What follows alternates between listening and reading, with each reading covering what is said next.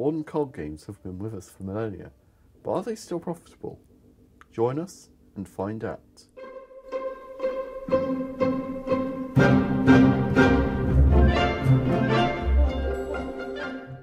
Over the last few years, we've seen a steady rise in board and card game sales, with sites like Board Game Geek showing a 6% rise in sales of the medium. We asked some experts and fans if they agreed with this. Okay, so tell us who you are and how you're involved with board and card games, please. Hi, my name is Stuart Lean. I run the shop and own the shop, Just Games Limited in Church Square. I am a stockist of board games, card games and various other things. Alright, so what's your name and how are you involved in board and card games? Well, my name's James. I just kind of play games, that's kind of it. That's cool. So, how often do you play and buy them? Lots. Arguably a bit too much, but, you know... Once a week? Yeah, at least once a week, if not, you know, a couple of times a week. Okay, so what's your name and how are you involved in board and card games? My name's Colin Furbrush, and I play Magic the Gathering and Pokemon cards and any board games that I'm invited to play. So how often do you play them? I play Magic the Gathering probably twice a week, rarely Pokemon, although I enjoy it when I do. Board games is probably once a week. So what's your name and how are you involved in board and card gaming? My name's Michael, and I just play board games and card games a lot with my family and friends. So how often do you play them? Once a week, I guess. Sort of varies. So do you think there's a rise in board and card games in Guernsey right now? There's certainly been a interest peak, I would say. We think there might even be more people out there who would be interested in embracing some of the more recent board games who may not necessarily know we exist or haven't yet seen what board games now do. Compared to the old days of Creasy's Toy Shop or Toy Master and Cluedo and various different kinds of Monopoly, we've got a lot more inventiveness nowadays. And so people might have been a bit jaded playing with your gran. Now you've got a lot more interesting things that you can play with whole ranges of people of any age. So do you think there's a rise in board and card games in Guernsey? Potentially. I don't really have the knowledge to say, but there's certainly still interest these days, despite, you know, the abundance of video gaming as kind of mainstream. Do you feel there's a rise in board and card games in Guernsey? I think there's a steady rise. Nothing dramatic, but it's sort of slowly over the years been picking up. Why do you think that is? I think that is because people who would otherwise not would not want to play them, sort of for image reasons, are getting less and less afraid, so to speak, of playing them. You know, you get a lot of the cool kids, so to speak, picking up Magic and playing it and learning it for the first time and really enjoying the thinking side of it. Do you feel there is a rise in board and card games in Guernsey? I haven't really noticed one. Yeah, I mean, it's helped having someone who stocks a lot more of them now, so there are more people playing. So you feel that Just Games has had an impact? Yeah. So do you think there's any other reasons for this rise, or? The innovation and popularity of certain franchises is possibly another factor. Things like Firefly, Battlestar Galactica, and The Hobbit and Lord of the Rings, and Hunger Games and other big franchises and movies have always had some sort of support, and Marvel and DC are also very good at this as well. And board game publishers know they've got a captive audience on these things, and board games are a great way of establishing a game to play in the universe of that particular medium without having to break it or having to be too restrictive. Unlike, say, a computer game, which is a licensed product and usually brings out to tie in directly with the film in question, the Hobbit board game, for example, can embrace the wider universe and be a bit more replayable and a bit more free. They can have either a very fixed outcome, very straightforward snakes and ladders style, you roll a dice, get to go along squares till you get to the end, random number generator wins, or you can have much more sort of quest-driven and cooperative games where 2 or 3 people have to work together to either overcome a 4th player or to overcome the game as a whole. So there's much more greater scope for innovation in the board game scene, which has led to a lot of people sort of giving them a second glance. Maybe they thought that board games were what they played as a kid, and now they've got more adult-themed board games or more adult-based games, and they allow them to come in and play something in an evening and an afternoon for 2 or 3 hours and enjoy a different way of doing the same experience. And from there, they can then look at other similar board games that do other things that aren't tied to franchises, and so there's a bit more variety from there. There's a solid rise in board and card gaming, but why is that, and what makes these games so prevalent? Perhaps it's the way that Kickstarter has been supporting new games, with board games being one of the most successful products to receive pledges on the site. Or perhaps it's something else. Awesome. So how have board games and card games been changing in the last few years? Oh, a lot of advances have been made in popularity and sort of onus on large competitions which get really popular. It's called organised play tournaments. So card games, especially Magic the Gathering, Pokemon, Yu-Gi-Oh, which operate all of their own sort of national competitions and international competitions as well. Magic especially has places where people actually win thousands of pounds worth of prizes, and they play against the best in the world, and there's qualifiers at all levels. Because of this, and also because of the recurring popularity of the Yu-Gi-Oh re-releases and Pokemon for younger players, there's a lot of people very interested in getting into competitive card games. On the board game front, there's been recently, since the sort of collapse of the Berlin Wall, a lot of resurgence of Soviet bloc countries like Yugoslavia, Croatia, Poland, etc., which have got some really bright and keen, imaginative entrepreneurs, for want of a better word, and games designers who have broken out of their shell of just selling in their own countries and now sell nationwide. Some of the sort of better and bigger and more impressive board games that have been released in the last sort of 10 years have all been made by either Polish or similar artists and games designers such as Twilight Imperium, Mage Knight, Mage Wars, and other breakout hits. So yeah, it's a popular field and moved on from the days of Cluedo and Monopoly. There's an awful lot of things and an awful lot of onus on player interaction and enjoyment over a series of games as opposed to just one game one time. Alright, so how has the internet been affecting things like Kickstarter and that sort of stuff? Well, the internet has allowed people who've got an idea to propose that idea to everybody, rather than just going to a small company or a publisher and going, hey, I want to do this. It allows you to get out there and say, this is what I want to do, and pitch it to the world. And if the world likes what you've got, then they will come in back and give you money in Kickstarter, and that's how it works. You then have enough money to produce your own work, you can publish it and produce what you want to do, and then the idea is you give back to the people who donated a little token or something. A lot of players who want to play games love collector's editions, special editions, even just a bit of paper with a thank you and a sign, which is what Kickstarter allows you to do as a person, which is why it's proved so popular. So all the people who are really into their RPGs will fund things like Numenera, which is a new one made by Monty Cook, totally Kickstarter funded, and basically the giveaway to that was a leather-bound, gold-embossed copy of the core rulebook.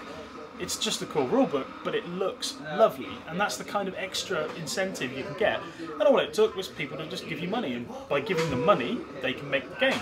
By making the game, you play the game, you get to have fun. Simple as that. Awesome. What kind of games are people playing? And what do they like about these games? Okay, so what kind of board games and card games do you sell here? We sell a wide variety of board games and card games, everything from Magic the Gathering and Pokemon trading card game, all the way up to Twilight Imperium, even Risk and Ogre. So what are your favourite games and what do you think appeals to you about them? At the moment, probably Shadow Rift, among other things. I do generally like things just with interesting mechanics, and good balance is key. So Shadow Rift is what exactly? Shadow Rift is a cooperative deck building game. where you work together in order to defeat monsters, whilst they're drafting cards for a collective deck and stuff. So what are your favourite games and what do you think appeals to you about them? Okay, my favourite game is Magic the Gathering because there is a lot of different strategies that can be used. It's a very balanced game. It's a well-crafted game in the time that it's been around. I used to play it a lot when I was younger, and it's changed a lot since then. And it engages your brain a lot, which is the biggest thing that I enjoy. What are your favourites then?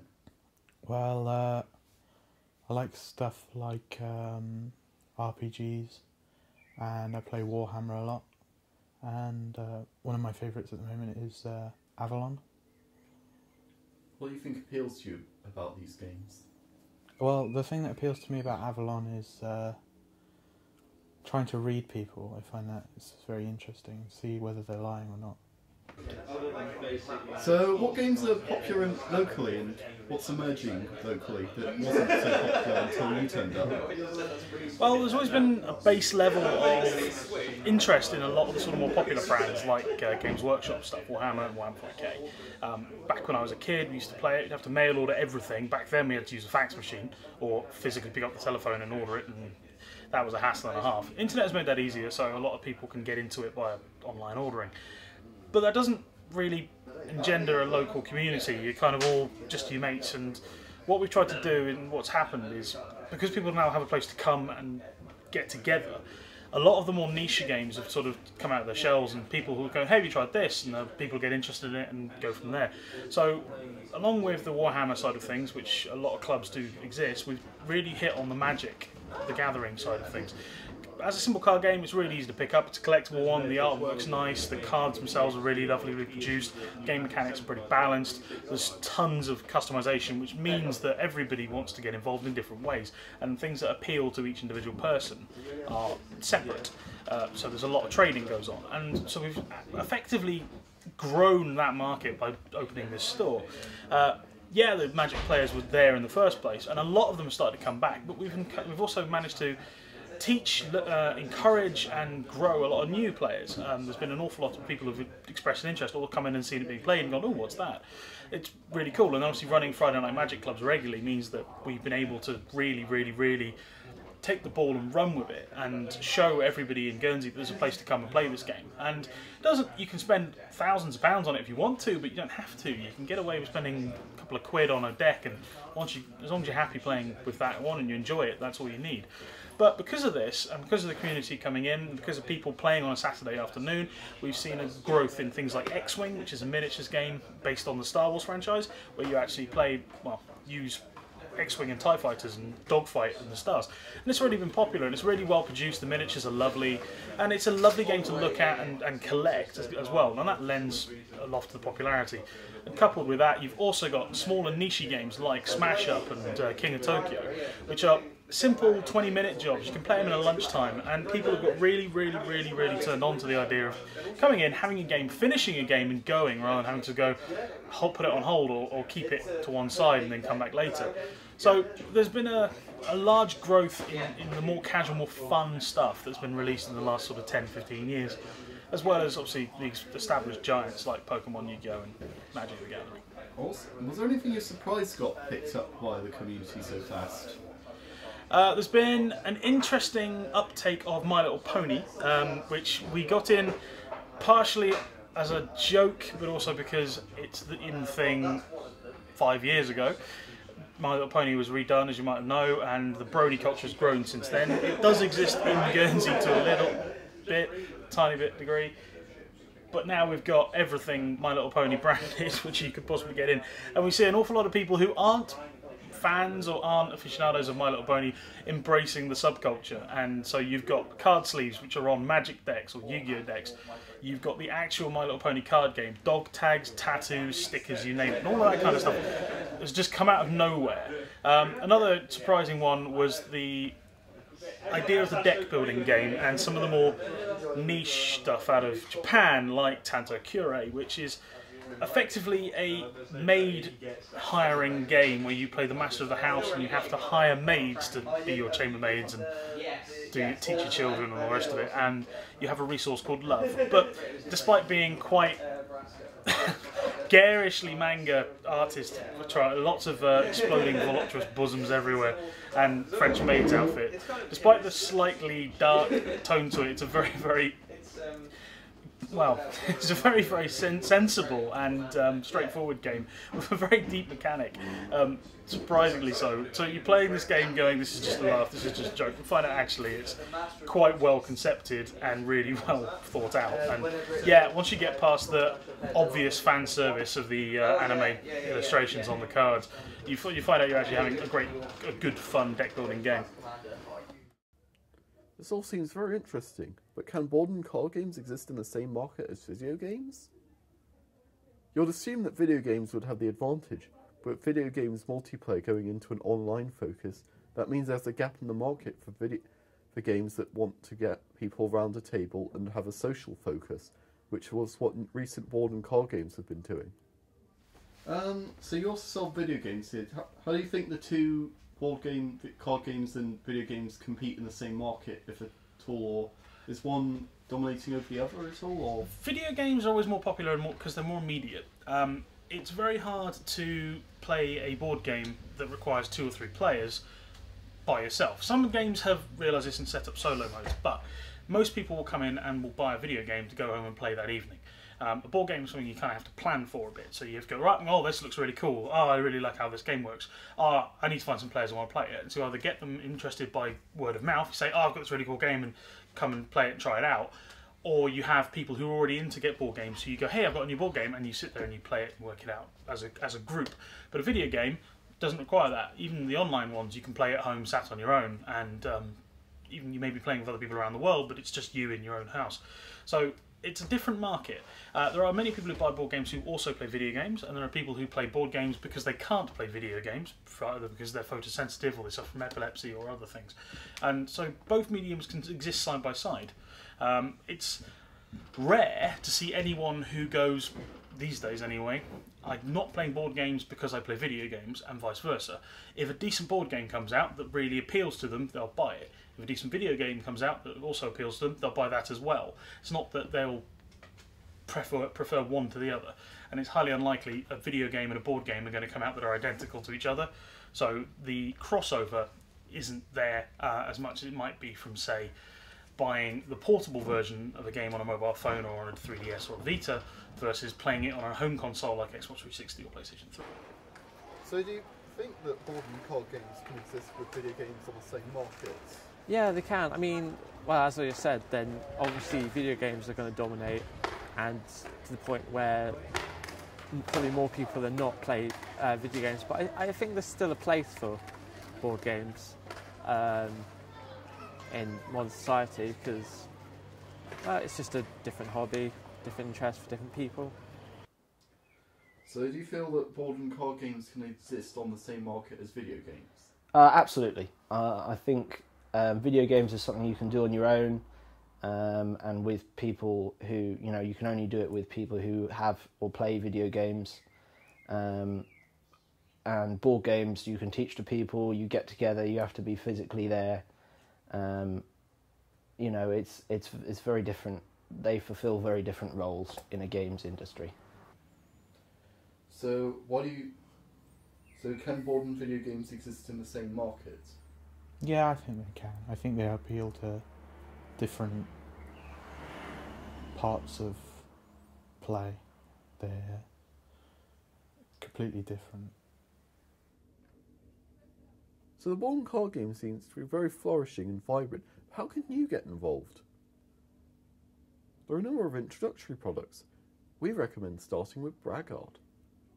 Braggart is a storytelling game where you use cards from a limited hand to tell a short story. It's very easy and simple to pick up with other newcomers. But maybe you're looking for something with a little action, like a light war game. Well, X-Wing is a Star Wars game where you and your opponent make your moves simultaneously, trying to predict and outthink each other. However, if you want to move into the card game scene, try Ascension. Ascension is a deck building game where you and your opponent start the game with 10 cards and use them to get more powerful cards and build up your deck. All of these games are available at Just Games. Give them a try sometime, and thanks for watching.